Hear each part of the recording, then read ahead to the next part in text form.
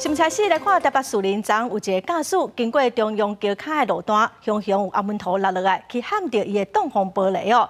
加载人是无着伤，这个驾驶嘛已经去报案。台北市干部局表示讲，因为中央桥历史真久了，桥墩的阿门头落去，嘛已经请厂商去维修了。桥卡的车顶已经倒啊，车嘛伫咧通行。雄雄有一只车停伫咧路中央，袂顶袂动，因为车门一个开开。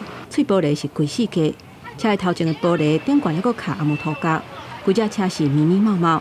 那驶这只车姓潘的小姐，到单要是真惊吓。我不确定会不会再有第二块下，如果再有第二块，我觉得我应该也不会在这里讲话啦。国赔是一定要的啊，这个意外不提国赔是要。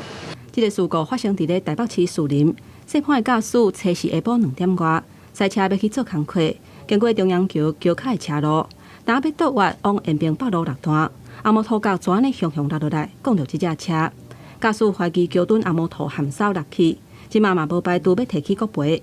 警方初步排除是人为所致。前挡风玻璃突然遭中央桥桥墩掉落之水泥块砸中，所幸未造成人员受伤。本案本分队已依规定受理报案。昨天晚上有请我们的委外厂商先去现场做一个紧急的处理，应该也是就是桥顶比较久的地方，就是底部会有一些掉落的现象。 当去到代志发生的现场，涂骹规拢是阿毛涂角，桥墩几个所在有明显起角。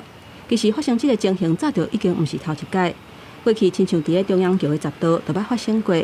养护单位台北市新工处强调讲，拢有做例行性的维护。